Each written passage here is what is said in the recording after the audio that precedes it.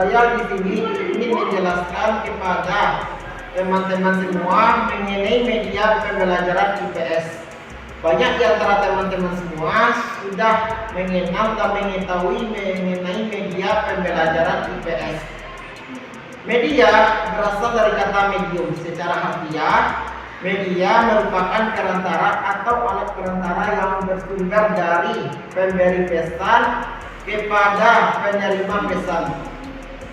Media pembelajaran IPS terbagi menjadi 4. Kita sebagai seorang guru ataupun pendidik perlu adanya media pembelajaran. Media pembelajaran IPS ini sangat berguna bagi kita yang untuk memberikan materi kepada peserta didik kita, dan peserta didik lebih memahami materi yang sudah kita berikan. Yang pertama, media yang kita gunakan dalam pembelajaran IPS yaitu media secara audio. Media secara audio ini menggunakan suara ataupun musik. Jadi materi pembelajaran IPS yang kita ajarkan kepada peserta didik kita menggunakan audio bisa menggunakan musik ataupun menggunakan voice note atau rekaman suara. Yang kedua, menggunakan visual ataupun gambar. Kita sebagai guru IPS harus kreatif dalam memberikan materi pembelajaran kepada peserta didik. Salah satunya kita menggunakan media visual ataupun media gambar.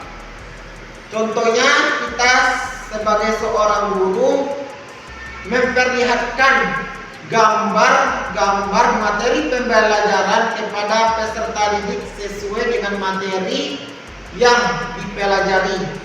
Yang ketiga, media yang kita gunakan yaitu media interaktif.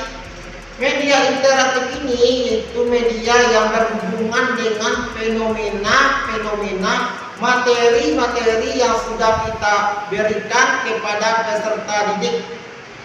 Contohnya, kita memberikan materi pembelajaran sejarah, lalu kita menggunakan museum sebagai media interaktifnya dalam proses pembelajaran sejarah itu sendiri. Yang keempat yaitu media teks. Kita sebagai seorang guru dalam memberikan pembelajaran IPS, kita menggunakan materi teks. Jadi kita memberikan materi pembelajaran ke peserta didik menggunakan teks. Teks itu baik yang berasal dari koran, dari majalah, maupun dari sumber-sumber buku yang sesuai dengan materi pembelajaran yang akan kita berikan kepada peserta didik kita tersebut. Kita sebagai seorang guru perlu adanya media pembelajaran, apalagi kita sebagai seorang guru IPS. Namun, media pembelajaran IPS ini ada kelebihan dan kekurangannya. Kelebihannya, yang pertama, peserta didik merasa tidak bosan dengan materi pembelajaran yang sudah kita ajarkan. Peserta didik merasa senang dengan materi yang kita ajarkan tersebut karena kita menggunakan media pembelajaran. Yang kedua, peserta didik lebih mudah memahami dan paham dengan materi yang sudah kita ajarkan dan sudah kita berikan. Namun, ada kekurangan dari media pembelajaran IPS itu sendiri. Yang pertama, konten pembelajaran IPS yang menjadi tantangan kepada peserta didik.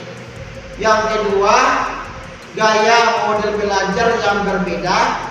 Yang ketiga, ada sebagian peserta didik yang tidak memahami dengan media pembelajaran yang sudah kita berikan. Kita sebagai seorang guru harus kreatif dalam memberikan media pembelajaran IPS. Media pembelajaran IPS tersebut memiliki karakteristik. Yang pertama, relevansi. Relevansi ini sesuai dengan kurikulum yang sudah kita tetapkan. Berarti sesuai dengan kurikulum yang sudah ditetapkan. Jika seandainya kita memberikan materi pembelajaran namun tidak sesuai dengan kurikulum, maka tidak termasuk ke dalam karakteristik media pembelajaran IPS. Yang kedua, informatif, sesuai dengan informasi-informasi yang ada. Jangan kita memakai informasi yang tidak jelas ataupun yang tidak benar kepada peserta didik kita, dan itu tidak dinamakan karakteristik media pembelajaran. Yang ketiga, sesuaikan materi pembelajaran IPS yang kita ajarkan kepada peserta didik dengan pemahaman yang telah dipahami oleh peserta didik kita tersebut. Mungkin itulah penyampaian mengenai materi media pembelajaran IPS. Saya akhiri. Assalamualaikum warahmatullahi wabarakatuh.